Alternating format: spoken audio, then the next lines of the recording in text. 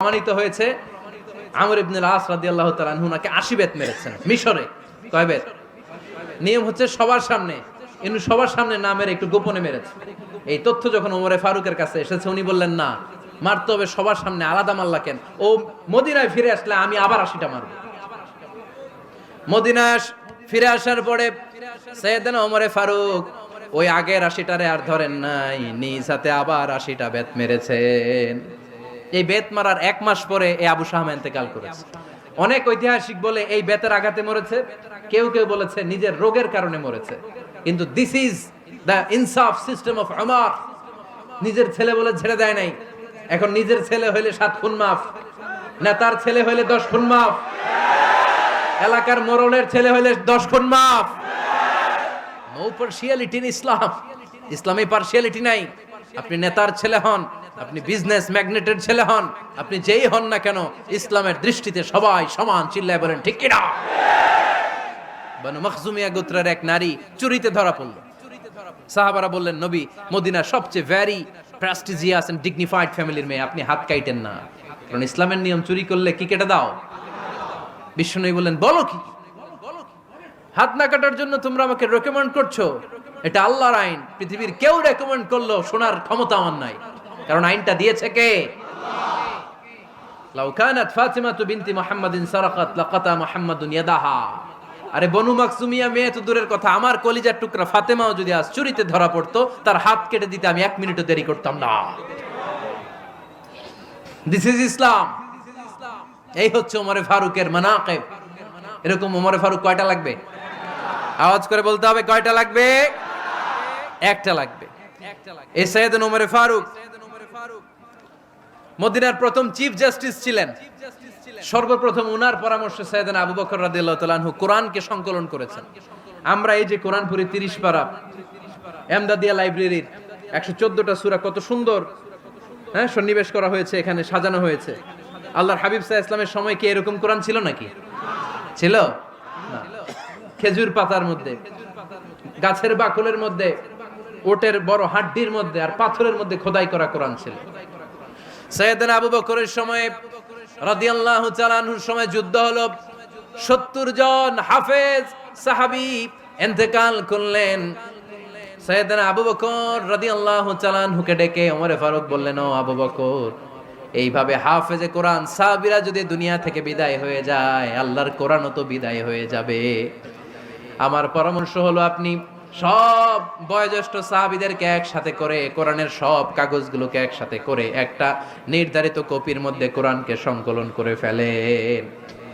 সাইয়েদনা আবু বকর বললেন, যেটা আমার নবী করে না, এটা আমি কেমনে করি? কিন্তু ওমরে ফারুক নাচরবান্দা বলে না, এটা করলে কোনো খারাপ হবে না, ভালোই হবে। মুসলিম উম্মার জন্য এক জায়গায় কোরআন সন্নিবেশিত থাকবে, আপনি করেন।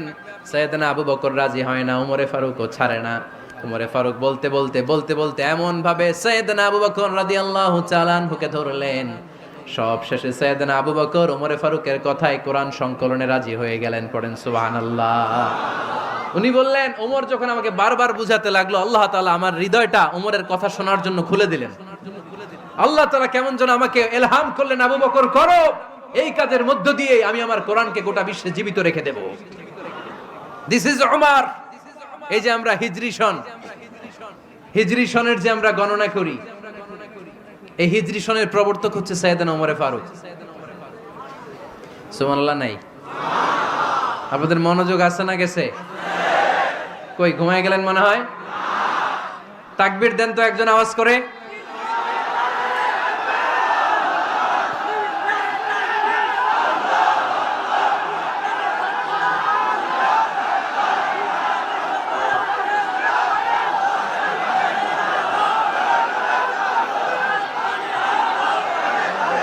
মাশাআল্লাহ, মাশাআল্লাহ। বসেন বসেন, এখনই শেষ করে দেব কিছু সময়ের মধ্যে। আমরা একসাথে বিদায় নিব ইনশাআল্লাহ। ওঠা বসা করবেন না, ওঠা বসা করবেন না, বসেন।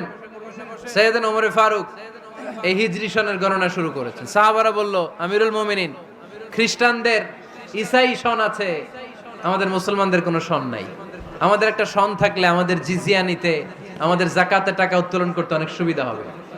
ওমর ফারুক বললেন, তাহলে কোন সালকে হিজরি, কোন সালকে মুসলিম সাল হিসেবে আমরা ঘোষণা দিতে পারি? একজন বলল, আমার নবী যেই সালে জন্মগ্রহণ করেছেন ওই সালে।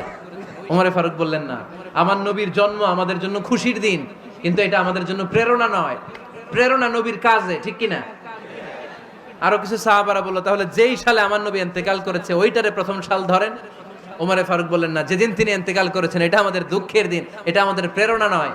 আমাদের প্রেরণা হচ্ছে বিশ্বনবীর ত্যাগ, তিতিক্ষা আর কাজের মধ্য দিয়ে। জোরে কোন ঠিক কিনা? ওমর ফারুক বললেন, যেদিন বিশ্বনবী ইসলাম রক্ষায় নিজের মাতৃভূমি ছেড়ে মক্কা থেকে মদিনায় গিয়েছেন ওই দিনটাকে হিজরি প্রথম দিন ধরে আমরা হিজরি সাল গণনা করে শুরু করে দেব। ওইটাই হচ্ছে হিজরি সন। সেখান থেকে হিজরি সনের প্রবর্তন করেছেন সাইয়েদনা ওমর ফারুক রাদিয়াল্লাহু তাআলা আনহু।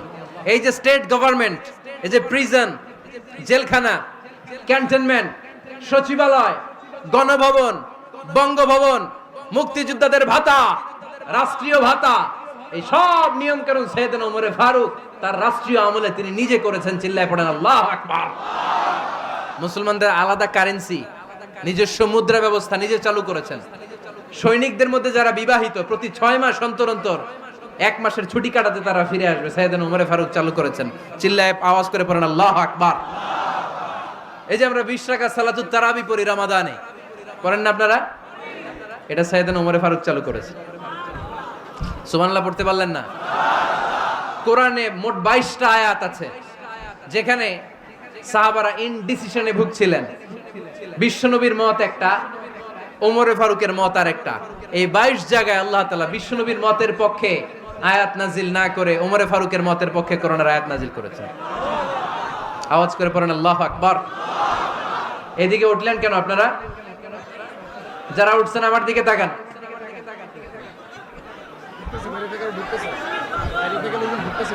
কিছু ভিতরে ঢুকতেছে, কিছু বাইরেতেছে না?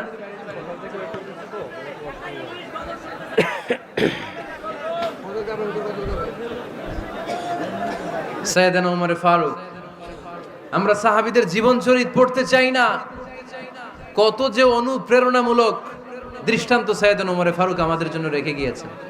ওমর ফারুক যখন খলিফা, দিনের বেলায় যদি রাষ্ট্রে কোনো নিয়ম জারি করতেন, দিনের বেলায় জনগণকে কোনো বিষয়ে যদি নিষেধ করতেন, রাত্রে বেলায় খাওয়ার সময় ফ্যামিলি মেম্বারদের সবাইকে বলতেন, এই দিনের বেলা আমি জনগণকে এই কাজ করতে নিষেধ করেছি, তোমরা আমার ফ্যামিলি মেম্বার, খবরদার তোমরা এই কাজ করো না। জনগণ করলে যতটুকু শাস্তি, তোরা করলে পাবি ডবল শাস্তি। সুবহানাল্লাহ কইবেন না? আমাদের নেতারা ওই বাড়ির বিচার করে, ওই বাড়ির মাইয়ার বিচার, ওই বাড়ির পোলার বিচার, নিজের পোলা গাঞ্জা টানে, আছে না নাই? নিজের মেয়ে অপরাধ করে, আছে না নাই? কি নেতা ছিলেন ওমর ফারুক! আগে নিজের ঘর সামলিয়েছেন, আগে নিজেকে সামলিয়েছেন, নিজের ঘর ঠিক করেছেন। বলেছেন জনগণ করলে যত ব্যাদ, তোরা করলে ডবল ব্যাদ। দিস ইজ কল লিডার, ঠিক কি না? এক বাবা এসে বললেন, ওমর ফারুক আমার ছেলে কথা শোনে না, বেয়াদব। ওমর ফারুক ছেলেরা ডাকলেন, বাবা তুমি তোমার আব্বাজানের কথা শোনো না, এটা তো কবিরা গুনাহ। ছেলে বলে, ওমর ফারুক সব দায় দায়িত্ব আল্লাহ ছেলে মেয়েদেরকে দিয়েছে, বাবা মাকে কোনো দায়িত্ব দেয় নাই। ওমর ফারুক বললেন, অবশ্যই দায়িত্ব দিয়েছে। তাহলে বলেন আমার বাবার দায়িত্ব কি? উনি বললেন, প্রাইমারিলি প্রথমত 3 দায়িত্ব। আইয়ান তাকিয়া উম্মা, পৃথিবীর প্রতিটি বাবার উচিত ছেলেদের মেয়েদের জন্য ভালো মায়ের ব্যবস্থা করা। 2 নম্বরে আইয়ুহসিনা ইসমা, সুন্দর তার একটা নাম রেখে দেয়া। 3 নাম্বার ইউআল্লিমাহুল কিতাব, তার আল্লাহর কিতাব শিক্ষা দেওয়া। এবার ছেলেকে আমার আব্বা 3টার একটাও করে নাই।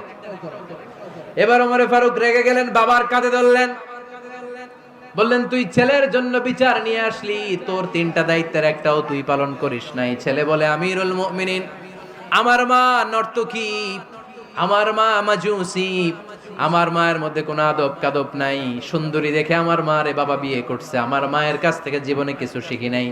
2 নাম্বার সাম্মানি খানফাসা, আমার বাবা আমার নাম রেখেছে চামচিকা। কি নাম রাখছে? এটা নাম হইলো একটা? এরকম উল্টাপাল্টা নাম আছে না নাই? না, এগুলো রাখবেন না। আব্দুল্লাহ রাখবেন, আব্দুর রহমান রাখবেন। আরেকটা কি বলছি আজকে? হুযায়ফা রেখে দিয়েন, পারবেন? ওয়ালাম ইউআল্লিমনি হারফাম মিন কিতাবিল্লাহ, আমিরুল মুমিনিন। শুধু তাই না, আল্লাহর কোরআনের একটা অক্ষর আমার বাবা কোনোদিন আমারে শিক্ষা দেয় নাই। ওমর ফারুক রেগে গেলেন, এবার বাপের কান্দে দইরা মারতে শুরু করলেন। তুই পোলার নামে বিচার নিয়ে আইছিস, তোরে মার দিমু আগে। এরকম নেতার দরকার আছে না নাই? মদিনায় এক লোক তার বউরে রাগের চোটে 100 তালাক দিয়ে ফেলছে। কয় তালাক দেয়ার নিয়ম কয়টা? দিছে কয়টা? এবার স্ত্রী কাঁদতে কাঁদতে এসে বলে, আমিরুল মুমিনিন দেখেন, আমার স্বামী আমারে রেগে মেগে 100 তালাক দিছে। ওমর ফারুক বললেন, দইরা নিয়ে আয় এটারে। নিয়ে আসা হলো। ওমর ফারুক বললেন, কয়টা তালাক দিয়েছো? কয় 100টা। কেন দিছো? কয় মাথা গরম আছিল। এরকম আছে না? তালাক দেওয়ার সময় সব তালাক, তুই তালাক, তোর মা তালাক, তোর বোন তালাক, সব তালাক। তালাক দিবে ওয়াইফ রে, দিতেছে সবাই রে। ওমর ফারুক বললেন, দিবে 3টা, 100টা দিলা কেন? কয় মেজাজ গরম ছিল। কয় দাঁড়া, আত-তালাকু মিন শাআইরিল্লাহ, তালাক হচ্ছে আল্লাহর দেয়া বিধানের একটা নিদর্শন। এটা নিয়ে তুই খামখেয়ালি করলি? আমার রায় শোন। আমার রায় হচ্ছে 3 তালাকে তোর বউ তালাক, বাকি 97 তালাক তোর পিঠের উপরে পড়বে। এরকম বিচারের দরকার আছে না নাই? এরকম দৃষ্টান্তমূলক বিচার যদি বাংলার জমিনে দেয়া হতো, আর কোন নারী ধর্ষিতা হতো? আর কোন নারীকে অ্যাসিড মারা হতো? আর কোন নারী যৌতুকের জন্য কান্না করত? একটা আমল লাগবে, বেশি না। কয়টা লাগবে? তিনি গভর্নর সিস্টেম চালু করেছিলেন। Governor system, Islamic state. Bahrain, Yemen, মিসর, কুফা, বসরা, মক্কা, মদিনা, এই 7 জায়গায় 7 জন গভর্নর পাঠিয়েছেন। তাদের থেকে তথ্য নিতেন। এই গভর্নর সিস্টেম উনি বানিয়েছেন। সাইয়েদনা আমর ইবনে আল-আস রাদিয়াল্লাহু তাআলা আনহুকে পাঠিয়েছেন মিশরে। মিশরে একটা দৌড় প্রতিযোগিতা হতো। ওই দৌড় প্রতিযোগিতায় আমর ইবনে আল-আস রাদিয়াল্লাহু তাআলা আনহুর ছেলে অংশগ্রহণ করেছে। কিন্তু এক মিশরি ওই দৌড় প্রতিযোগিতায় চ্যাম্পিয়ন হয়ে গেছে। রানার্স আপ হয়েছে আমর ইবনে আল-আসের ছেলে। এবার মিশরি ফার্স্ট আর গভর্নরের ছেলে সেকেন্ড। রাগের চোটে আমর ইবনে আল-আসের ছেলে ওই মিশরির মাথার মধ্যে কয়েকটা বাড়ি মেরেছে। মিশরি বলে, আমার মাল্লা কেন? তুমি খেলায় পারো না, আমারে মাল্লা কেন? কয়, আনা ইবনুল আকরামিন, আমি গভর্নরের পোলা, আমি যা বলবো এটাই হবে, আমার উপরে কথা নাই। মিশরি ওইখানে আর ঝগড়া বাঁধায় নাই, মনে দুঃখ নিয়ে মদিনায় চলে আসলেন। এসে বললেন, আমিরুল মুমিনিন, আপনি আমর ইবনুল আস রাদিয়াল্লাহু তাআলা আনহুকে মিশরের গভর্নর বানিয়ে পাঠিয়েছেন। একটা প্রতিযোগিতায় আমি চ্যাম্পিয়ন হয়েছি, ওনার ছেলে হয়েছে রানার আপ। কেন সে চ্যাম্পিয়ন হতে পারে নাই? এই কারণে আমার মাথায় লাঠি দিয়ে 3টা বাড়ি মেরে। বিচারটা দিছে কার দরবারে? কথা বুঝেন নাই বোধহয়? ওমর ফারুকের দরবার। ওমর ফারুক বললেন, তাই আগামী বছরের অমুক তারিখ আমি সব গভর্নরদেরকে ডেকে হিসাব নেই, তো ওই দিন তুই থাকবি, পারবি না? মিশরে বলে, পারবো মানে অবশ্যই পারবো। ওই দিন 7 রাজ্য থেকে 7 গভর্নর হাজির, গভর্নরদের ছেলেরাও হাজির, মিশরীয় হাজির। 7 গভর্নরের কাছ থেকে 7 এলাকার খোঁজ খবর নেয়ার পরে ওমরে ফারুক বললেন, আইন আল মিসরি, মিশরি লোকটা কই, এদিকে আয়। মিশরি সামনে আসার পরে বলল, আমর ইবনুল আস, তুমি মিশরের গভর্নর, তোমার ছেলে সহ তুমি আসো। আমর ইবনুল আস এসে সামনে বসে রইলেন। এবার বললেন, ও আমর ইবনুল আসের ছেলে, তুমি নাকি ইবনুল আকরামিন গভর্নরের ছেলে, তুমি যা বলবা মিশরে নাকি তাই হবে, তোমার নাকি অনেক দাপট। নিজে একটা লাঠি এনে মিশরীর হাতে দিয়ে বলল, এবার তোর মাথায় যতটা মারছে তুই ততটা গুনে গুনে মার, আমি দেখবো। আমর ইবনুল আস দেখবে, আমর ইবনুল আসের ছেলেরে তুই এখানে মার। সে বলতেছে, থাক, আপনি বলছেন এতেই যথেষ্ট, মারা লাগবে না, আমি মাফ করে দিলাম। ওমরে ফারুক বলল, খবরদার, মার, মার ওর মাথার মধ্যে। মিশরি ওমরে ফারুকের ধমক শুনে ভয়ে ভয়ে 3টা বাড়ি মারল। এই বাড়ি মারা দেখেও ওমরে ফারুকের হৃদয় ঠান্ডা হয় নাই। লজ্জায় আমর ইবনুল আস, বয়স হয়ে গিয়েছে সাহাবা, মাথা তখন টাক, মাথায় চুল নাই, লজ্জায় মাথাটা হেট হয়ে মাথাটা নিচু করে রেখেছে। এবার রাগের চোটে ওমরে ফারুক বললেন, এবার আমর ইবনুল আসের টাক মাথার মধ্যে একটা মার। মার! কেন ছেলেকে শিক্ষা দিতে পারে নাই? ইয়া আমর ইবনুল আস, মাতা জাআলতুমুন নাস আবিদা, তোমরা কখন মিশরীদেরকে নিজেদের দাস বানায় নিলা? ওয়াকাদ ওয়ালাদাতুহুম উম্মুহুম আহরারা, আর ওদের মায়েরা তো ওদেরকে স্বাধীন সন্তান হিসেবে প্রসব করেছে।